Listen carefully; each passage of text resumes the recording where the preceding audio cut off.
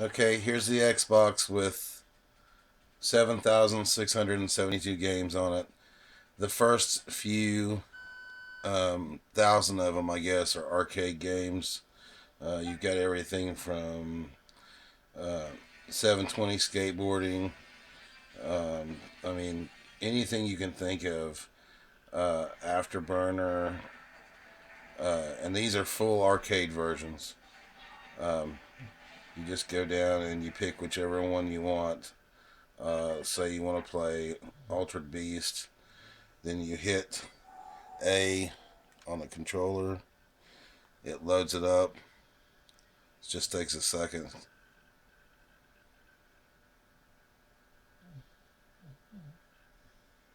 And you press the button, and here you are playing the arcade version.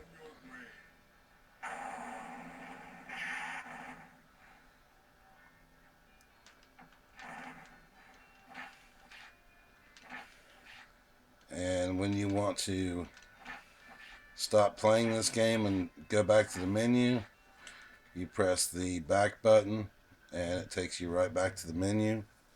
Excuse me, I've got a cold. And you can use the right trigger and the left trigger to go scroll through the menu really fast if you want. Um, let's see. I'm gonna skip ahead and go to some of the system. Let me get out of the arcade games because there's a whole lot of them, and go to some of the console games. Um, Still in the arcade games. So they go all the way to Z. Go down through them real fast. Okay, and here's these are computer games right here, starting with Amiga and Amstrad. You can see up here on top. Here's the Atari 2600, and there's every game.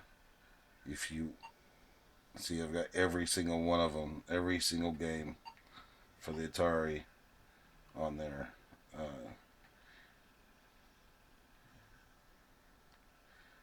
Anything you can think of is on this thing. Okay, I'm gonna skip the Atari games and go through them if you want. I'll just skip over to if you press right on the D-pad, it skips to a different system. And this is the Atari 7800. You can see down there at the bottom it says Atari 7800, and there's all the games for that. And press right on the D-pad again to go to the next system. Uh, See the Atari XL, everything you can imagine. Here's some Xbox games I put on there: Black and Doom 2. Here's a version of GoldenEye that's made like Doom. Final Doom, Final Doom 2, Halo, the original Halo is on there. Uh, Halo 2, and Heretic, Hexen, Panzer Dragon Urta. I'm not exactly sure how to pronounce that, but you got House of the Dead 3 on there. And these all load up, I mean, and they all play fine. Um, if you go over again, you've got ColecoVision games, every one of those. Commodore 64. I don't think I have every Commodore 64 game on there, but I have a whole lot of them. Um,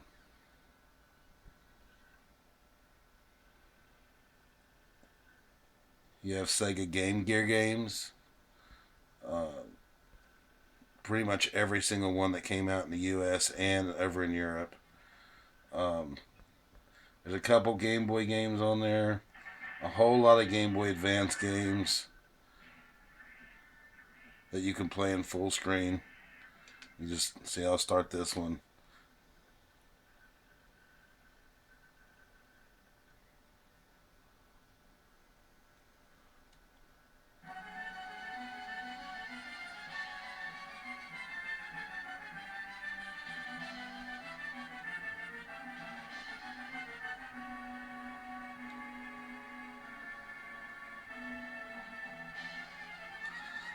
And I'll exit out of that, back to the menu, and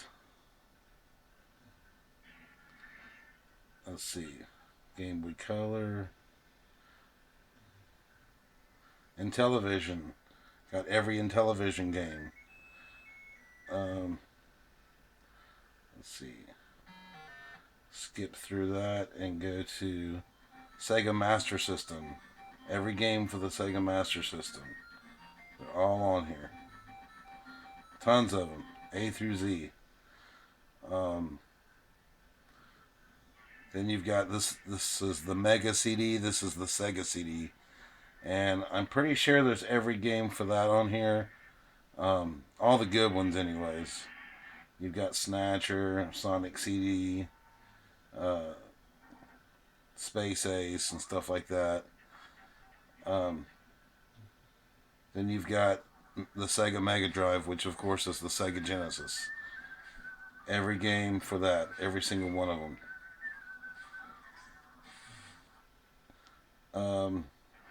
After that, you've got the Sega 32X, which was the attachment for the Sega Genesis to make it more powerful. Got all the games for that.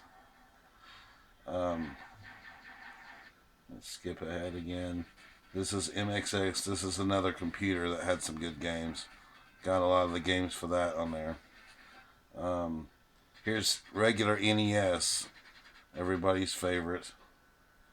Every single game for NES on here, A through Z. I mean, there's a shit ton of them on here. I'm scrolling through them really fast because I don't have a lot of room on my memory card for this video. But any one of them that you want to play, you just press the A button and it loads right up.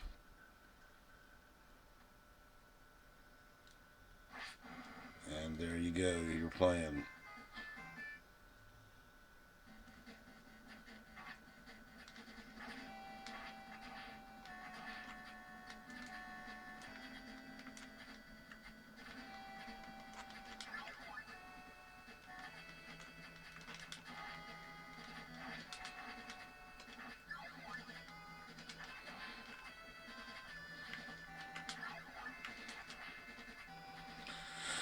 Anyways, go back to the menu and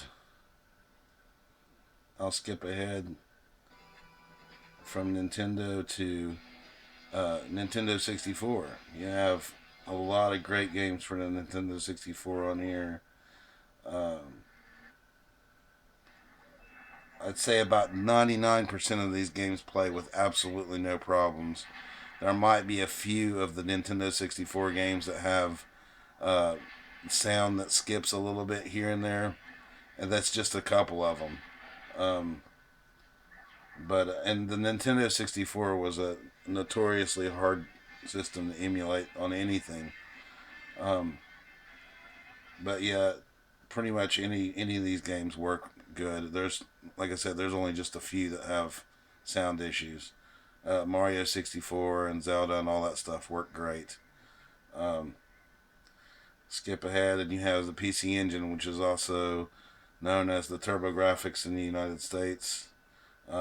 Every game for that you can imagine is on here, and even some for the CD attachment, like Dracula X Rondo of Blood, which is an extremely popular game. Hard to find, expensive game. I love it. It's one of my favorite games of all time. And then you have some PlayStation games like Crash Bandicoot and Castlevania Symphony of the Night. Uh, some of the Mega Man games that came out for PlayStation. Uh, it's really, honestly, having this Xbox is like having your own personal arcade. I mean, I had an arcade stick that I used with it, like, one of those X arcade sticks, and it was just like having your own home arcade with any game you could ever imagine on it. Um, and we'll skip ahead again to uh, this is another computer system. A lot of games for that on there. Here's your Super Nintendo, which this is another couple hundred games, at least 500 or 600 games, A to Z, anything you can imagine. All the Mario's, all the Zeldas, all the F-Zeros, anything you could shake a stick at. All the Final Fantasies. Uh,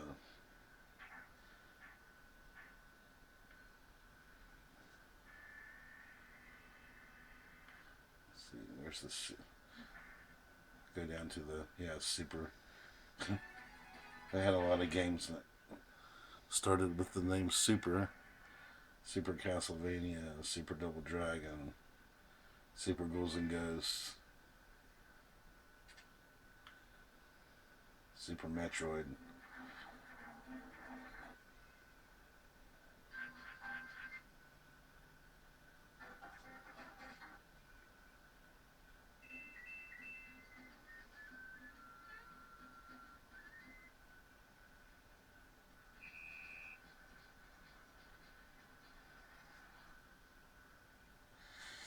And here's a Sharp 68 or 68,000 X 68,000, which is another computer, and there's only 4 or 5 games on there for that, I think. And then you start back over at the beginning with your arcade games, and like I said, there's a couple thousand of those on there.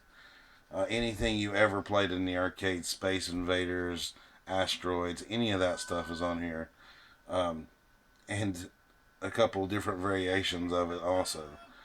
So there's her video of it working.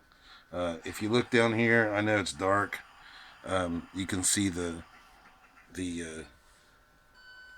uh, orange light. Sometimes when an Xbox is not working right, you get that orange light. On this one, the orange light is normal. It's made to be like that when you're using this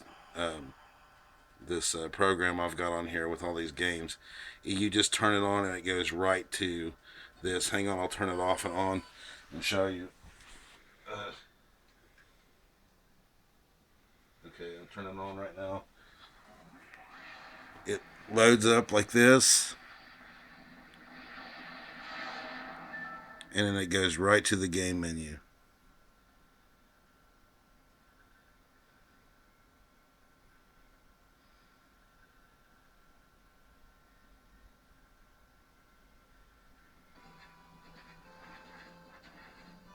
And usually it goes right to the last game that you played. So, you know, if you were playing it and you want to start playing it again, whatever, or you can use the trigger buttons to go up and down through the menu. But yeah, it's pretty awesome. So there's your video.